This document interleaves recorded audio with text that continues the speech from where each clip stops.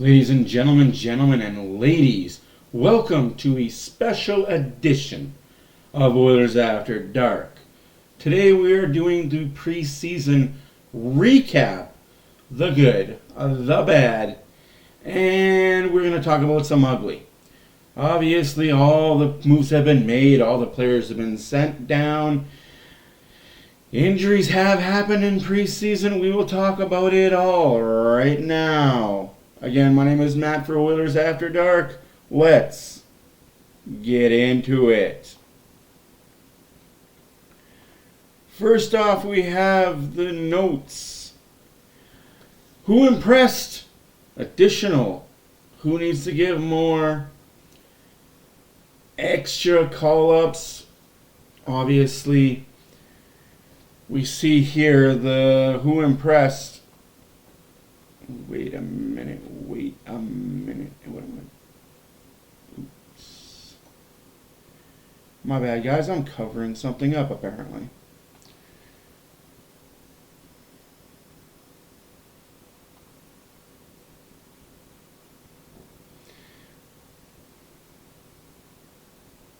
Okay, that should be good. Sorry about that. Brain fart covered up some information and I shouldn't have been covering up.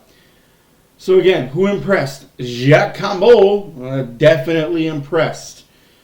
Connor Brown, impressed. Dylan Holloway was Dylan Holloway. He does that in the regular season. Good things will happen for the young man. Lane Pedersen, he was good. He wasn't on the great side, but he was noticeable in good ways. Ben Gleason was noticeable in a lot of ways, most of which were good to great. He was one of the final send-downs. Unfortunately, the PTOs, Suter retired. Sam Gagne is in the AHL. I don't know if this Ernie released is factual or not. I think he's still on the team. I can't be 100% certain on that. Who needs to give more? Obviously, they were sent down, except for Desharnais. He's a staple on the Oilers defense. We don't know what's going on with a few defensemen. Like I said, injuries, we'll get into that. Ralph Laurier, he was okay, but he wasn't great. He will get called up if injuries happen and they need him as a fourth-line player. Xavier Bogart, he needed to give more. He gave all he could, I think. Development is still needed. Philip Broberg, again, one or two mishaps. He's there. I'd like to see him with Ekholm to start the season to see what the Oilers have in this kid. Is he going to be something? Or is there a trade that needs to be facilitated to help this kid's growth? Vincent Desharnais was Vincent Desharnais. Didn't really see too much of him. Didn't see good, bad, or indifferent. He's on the roster. We'll address as we go. Brad Malone, impressive camp. Had a few on and offs. Philip Kempf, another impressive camp. A few plays here or there that nitpicking could have gone either way. Could have been better, could have been worse. But all in all, he played well. Ekholm, McLeod didn't play a lick in preseason. That's concerning to me. Yes, they're skating with the team. Yes, they're with the team. But they didn't play any games. Rumors are Ekholm might not be ready for game one. Rumors are he could be ready for game one. He was just resting. I don't know. I got mixed stories from my inside people. I say he's ready. He will play. Gagne didn't play. Obviously, he's dealing with injury. Brandon Sutter was released too early, in my opinion, but it's how it goes when it's competitive for one spot. When you've got 18 guys for one spot, it gets competitive really quick. Now here is the breakdown of how it happened. All the games, and there were 8 of them. 8 of them. Oilers finished with a record of 5-2-1. Not too shabby at all, considering I will break down the games a little bit better here. Jack Campbell faced 104 shots, had 101 saves, 971 save percentage, 1 GAA. Campbell back. Guess who's back? Back again. Gotta do it, guys. Connor McDavid, 3 goals, 3 assists, 6 points in minimum games played. I'm saying 3 he played. That's it. Evan Bouchard, 5 assists, 5 points. Would have loved to see a goal here or there. It is what it is. Leon Draisaitl, 1 goal, 3 assists, 4 points. Again, limited time. We didn't need to see the superstars play at all this preseason. I'm glad they got into a few, get the kinks out, and they did look rusty through preseason. The passes weren't clicking. The passes just weren't crisp. It looked preseason hockey. Scorers, Seth Griffin, 3 assists. Ben Gleason, 2 assists, was a +4. Like I said, the guy was just there. Connor Brown, 2 goals, 1 assist, 3 points. Evander Kane, 2 goals, 1 assist, 3 points. All in limited time for the Brown, Kane, Hopkins, the group of the top 6, limited time. Hopkins, 1 goal, 2 assists, 3 points. Philip Broberg, Darnell Nurse, 2 points each, both assists. Would have loved to see more from Nurse. That's just my opinion. He was on limited time too. But would have loved to see a goal or 2 popped in.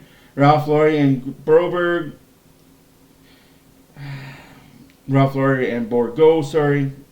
B's and B's and B's. 2 goals, 2 points each. Would have loved to see more from both of them. I'm not gonna sugarcoat it. Would have loved to see more. Would have loved to see more offensive side of Lane Pedersen. He got a goal and assist, 2 points. But we don't have Pedersen, and we didn't sign Pedersen for his offensive ability. We signed him for the shutdown defenseman, which he frickin' was, and face-off ability. He frickin' was. Let's jump into the scores and why they look the way they look. Winnipeg, Edmonton, Game 1, Night 1. Winnipeg 2, Edmonton 1. That was in a shootout. So the Oilers got an LOT, loss in overtime. Winnipeg played a veteran lineup. The Oilers did not. It happens. It shouldn't have happened that way. If I was the Oilers, I would have put top 2 lines out with the defensive core that was a little stronger. But that's just me. In net was Rodrigue. Rodrigue looked good. How good? Good. He faced a lot of shots, as considering it was a very... I'd say there was at least 10 Winnipeg Jet players that are NHL players going to be in the opening night roster. Next night, Edmonton goes to the Jets. We get whooped on because even more veteran lineup than Winnipeg waiting for the Oilers. And it was a worse lineup than the Edmonton put out in night 1. 5-0 whooping. Picard played in net. Can't blame Picard really for anything that happened. He was doing his damnedest to keep the puck out. But again, when you've got AHL, CHL lineup, you can't do much.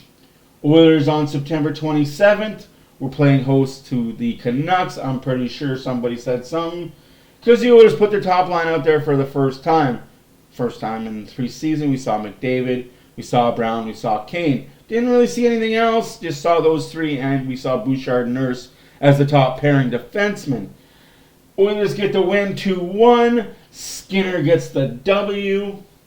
Vancouver also dressed a very veteran lineup. I'm not saying it was the Edmonton Oilers top line against the Vancouver Canucks AHL team, the Abbotsford Canucks, but it was 2 top lines going head-to-head. Who was better? Hughes had himself a game.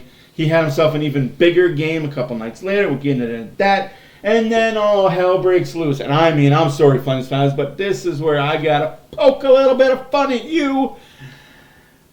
Edmonton 2, Calgary 1 in overtime. Again, the Flames put an NHL lineup, which they did most of preseason. If you watched the preseason and all the Flames had, the Flames put a shellacking of 10 on the Vancouver Canucks. Didn't leave a good taste in my mouth when I saw that. You have a full NHL lineup going up against the Abbotsford Canucks. Again, not really something I would have done, but it is what it is. The Oilers ended up doing that against Calgary later on, but I digress, as they say. So the Bakersfield Condors beat the Calgary Flames 2-1. And in net for that was Mr. Campbell. Looked good. Feels good. There's a flick of a switch in Campbell. I kind of know what it is, but it's none of my business to be saying stuff. I'll face the camera that way. Sorry.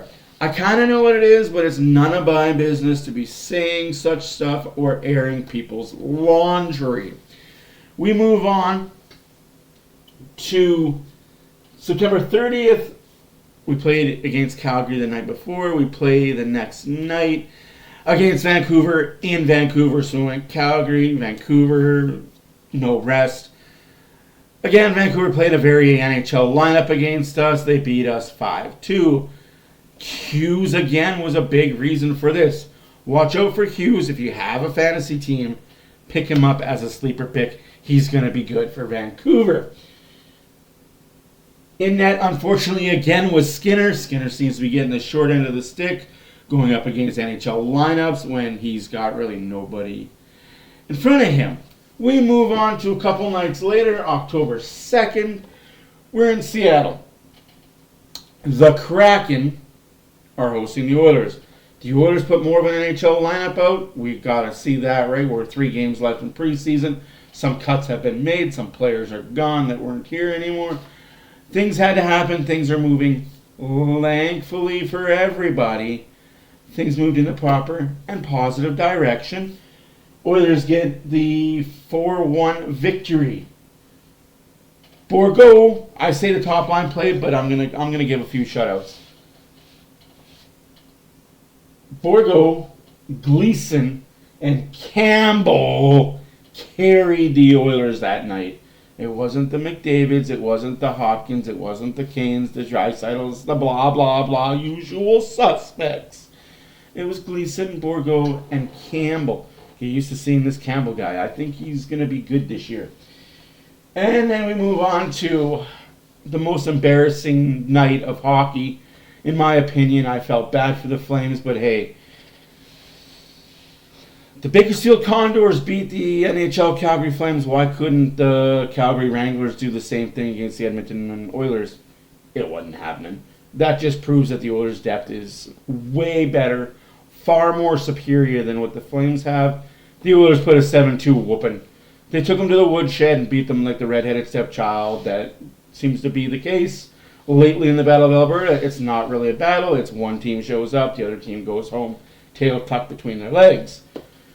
That was October 4th. We move on to the 8th and final game of the preseason. Yes, 8 games is a lot. Please don't do this anymore, NHL. Lower the 8 to a 5 and get the regular season started earlier. You might have more success and not so many fans tuning out. So we move on. I digress.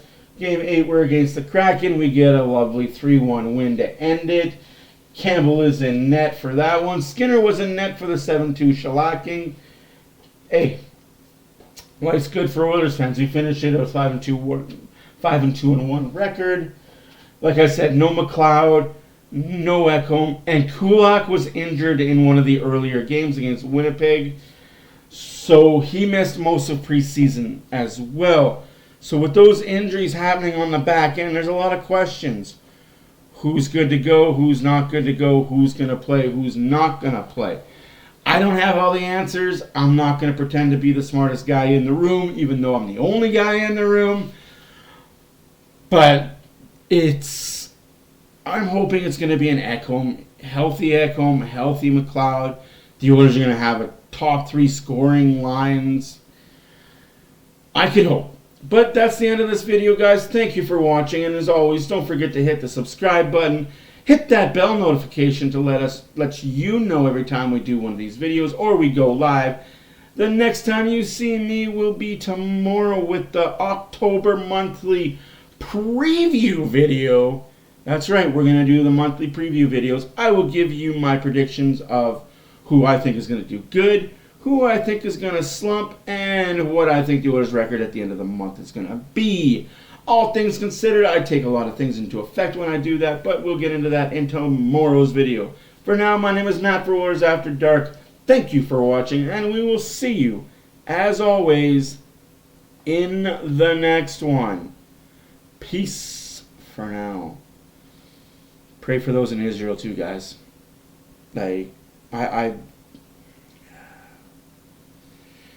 Yeah. Pray for those in Israel, in the Middle East. You guys have a good night.